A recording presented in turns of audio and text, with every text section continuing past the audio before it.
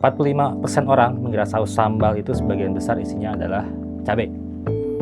Padahal sebagian besar merek mencantumkan jumlah cabainya hanya 20-30% loh. Nah, lalu sisanya apa dong? Apakah selama ini kita asumsinya salah? Nah, di video ini saya akan kupas data tentang saus sambal. So, jangan skip videonya ya, tonton sampai habis.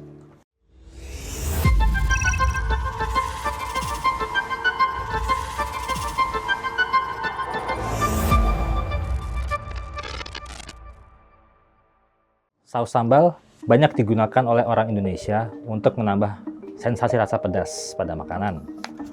Kita lihat warnanya merah, rasanya pedas. Nah, kalau kamu pikir saus sambal itu cabainya dominan, kamu tidak sendirian. Jadi dalam mini poll yang kita lakukan, kita survei ke 100 orang responden nih. Nah, ternyata sekitar 45% responden mengira bahwa sebagian besar saus sambal itu isinya adalah cabai. Tapi kalau kita buka label komposisinya, angkanya ternyata berbeda.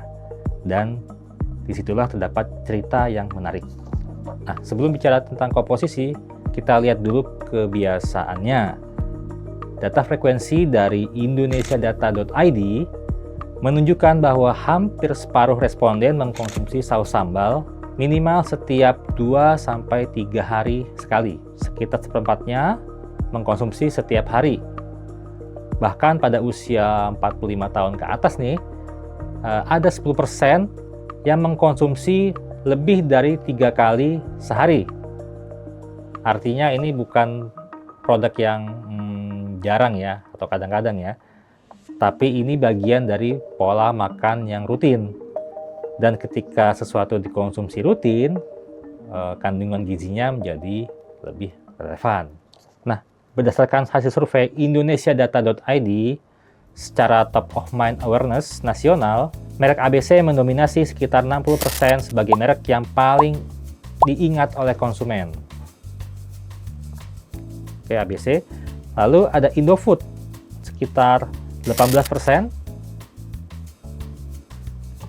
Kemudian diikuti oleh Dua Belibis sekitar 10%. Dan Del Monte sekitar 3%-an. Kemudian adalah merek Sasa 3%. Dan merek-merek lainnya di bawah itu persentasenya. Nah, sekarang kita lihat labelnya. Beberapa contoh yaitu misalnya ABC sambal asli 28% cabai, lalu ada ABC varian ekstra pedas ya. Ini cabainya sekitar 38%. Lalu ada Dua Belibis sekitar 47%. Lalu ada Indofood ya, ini variannya ekstra pedas sekitar 23% cabainya. Lalu Del Monte sekitar 30%. Dan Sasa varian ekstra pedas sekitar 35%. Nah, di sini muncul pertanyaan wajar. Kenapa sih nggak 100% cabai saja dalam satu botol ini? Nah, jawabannya sederhana. Kalau 100% cabai, itu bukan saus. Itu pasti sangat kental ya. Coba bayangkan kamu masukkan cabai ke blender semuanya. Jadinya seperti apa? Pasti sangat-sangat kental. Justru adanya bahan-bahan lain itu membuat teksturnya seperti saus yang kita kenal sekarang. Contohnya nih, ada air ya. Air itu berfungsi sebagai medium. Tanpa air ya teksturnya akan padat, kental banget ya, dan sulit untuk dituang. Lalu juga ada namanya pati. Pati itu bisa juga sebagai pengental dan juga membuat tampilannya seperti glossy yang kita kenal ya. Jadi ada mengkilap-mengkilap gitu ya.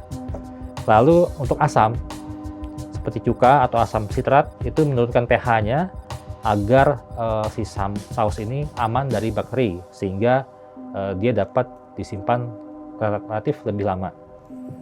Nah, tanpa sistem pendukung ini ya, produk ini tidak akan tahan lama dan akan cepat rusak. Makanya kita lihat tidak semuanya cabai gitu ya.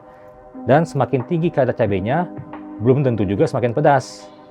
Jadi ini adalah faktor keseimbangan antara rasa, tingkat kepedasan, tekstur, dan daya simpan. Jadi masing-masing merek punya formulanya sendiri-sendiri dan tidak ada yang mana yang terbaik, dan ini adalah soal selera saja ya, selera kamu. Oke, sekarang kita lihat sisi lain yang jarang diperhatikan, yaitu adalah natrium. Natrium atau garam ya.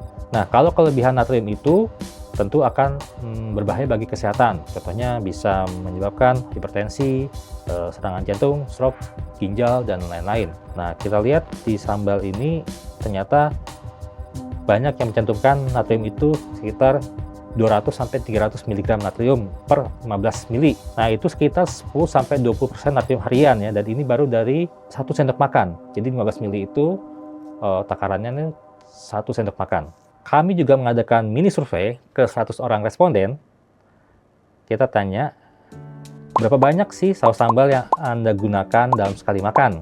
Ya, nah, pilihannya ada ya 1 sendok teh, ada 1 sendok makan, ada pakai kayak apa ya, kayak wadah buat cocolan gitu ya. Nah, hasilnya 70% responden itu mengaku menggunakan sambal sekali makan itu sebanyak 1 sendok makan atau lebih. Bahkan ada yang pakai mangkok ya, mangkok cup buat cocolan. Nah, itu asumsinya bisa 2 sendok makan gitu ya. Nah, tadi 1 sendok makan kan 20% dari angka kebutuhan gizi kan, kebutuhan harian. Sedangkan kalau 2 sendok makan itu bisa sampai 40% kebutuhan natrium harian. Dan ini kita belum termasuk garam dari makanan-makanan lainnya ya, seperti makanan olahan ya, dan lain-lain ya. Jadi saya ingin kalian lebih aware tentang hal ini, karena kelebihan garam juga tidak baik buat kesehatan. Tapi kalau konsumsinya wajar, ya itu tidak apa-apa. Kami juga melakukan mini survei ke 100 responden juga nih. Apakah responden membaca label komposisi pada saus sambal?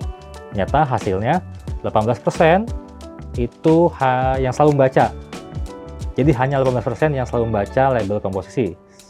Sedangkan sisanya ya kadang-kadang baca atau baca selintas saja gitu kan.